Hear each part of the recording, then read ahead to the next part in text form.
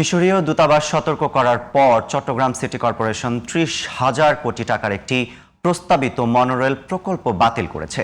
দূতাবাস জানায়, এই উদ্যোগের নেপথ্যে থাকা ব্যক্তি কাউসার আলম চৌধুরী আন্তর্জাতিক প্রতারক চক্র দলের সদস্য।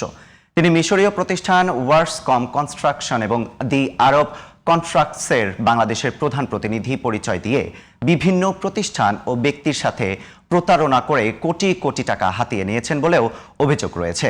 বাংলাদেশে তাদের কোনো অফিস নেই বলে তারা সাফ জানিয়ে দেন। আরও জানাচ্ছেন ফরিদুর রহমান। মিশরীয় দূতাবাস সতর্ক করার পর সম্প্রতি চট্টগ্রাম সিটি কর্পোরেশন ৩০,০০০ কোটি টাকার একটি প্রস্তাবিত মনোরেল প্রকল্প বাতিল করেছে।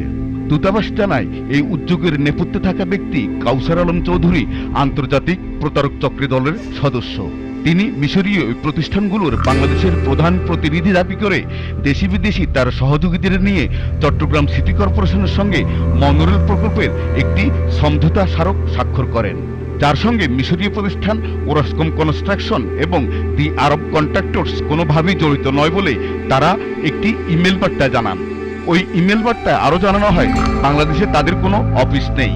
কাউসার আলম চৌধুরী তাদের লোগো জালিয়াতি করে বাংলাদেশের বিভিন্ন প্রতিষ্ঠান ও মানুষের সঙ্গে প্রতারণা করছে। এছাড়া ওই প্রতারক চক্র ২০২৫ সালের ২৬ জুলাই খুলনা ক্লাবে সুন্দরবন ডেল্টা গ্রোথ ইনিশিয়েটিভের সঙ্গে মিশরীয় ওই দুটি প্রতিষ্ঠানের বাংলাদেশের প্রধান পরিচয়ে খুলনায় ৬০০ মেগাওয়াট ক্ষমতা সম্পন্ন সৌরবিদ্যুৎ প্রকল্প বাস্তবায়নের আরেকটি সমঝোতা চুক্তি স্বাক্ষর করেন। আন্তর্জাতিক প্রতারক চক্রের সদস্য কাউসার আলম চৌধুরীর প্রতারণার বিষয়ে রাজধানীর বিভিন্ন থানায় একাধিক অভিযোগও করেছেন ভুক্তভোগীরা। তার এসব অপকর্ম সম্প্রতি বিভিন্ন গণমাধ্যমে প্রচার হলে নড়েচড়ে বসে প্রশাসন। গা ঢাকা দেন তিনি সহ তার সহযোগীরা। নানা ঠিকাদারকে মনোরেল প্রকল্পে কাজ দেওয়ার নাম করে সে টাকা নিয়েছে। সরকারি ঊর্ধ্বতন কর্মকর্তারা এখন উপস্থিত ছিলেন, সেখানে ওয়ার্সকম আর কন্ট্রাক্টরসের প্রতিনিধি হিসেবে রিপ্রেজেন্ট করেছেন, যাকে আমরা প্রতারক হিসেবে চিহ্নিত করেছি, সেই কাউসার আলম চৌধুরী। এটা according to rules, Bangladesh government rules.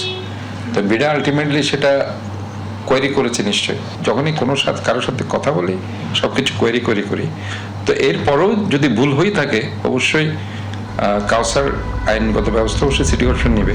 এর আগে কাউসার আলম চৌধুরী ২০২৪ সালে এমআরটি লাইন 1 CP8 নির্মাণ কাজ পাবার জন্য Dhaka mass transit company DMTSL এর বরাবরে ওয়ার্সকম কনস্ট্রাকশনের লোগো জালিয়াতি করে আবেদন করেন। সে সময় ওই কাজটি পেয়েছেন বলে বিভিন্ন ব্যক্তি ও প্রতিষ্ঠানের কাছ থেকে মোটা অঙ্কের টাকা হাতিয়ে নেওয়ারও গুরুতর অভিযোগ রয়েছে। ওয়ার্সকম কনস্ট্রাকশন এমআরটি 1 CP8 এর কার্যদেশ বানিয়ে নানা রকম অর্থ লেনদেন, চুক্তিপত্র তৈরি এবং মানুষকে ঠকানোর বাণিজ্য করছে। রাজধানীর নিকুঞ্জে কাউসার আলম চৌধুরীর অফিসের সামনে গেলে দেখা যাবে পাওনাদারদের ভিড়। এছাড়া অফিসের সামনে প্রধানমন্ত্রী তারেক রহমানকে শুভেচ্ছা জানিয়ে টাঙানো হয়েছে মিশরের স্বনামধন্য প্রতিষ্ঠান দুটির নাম দিয়ে।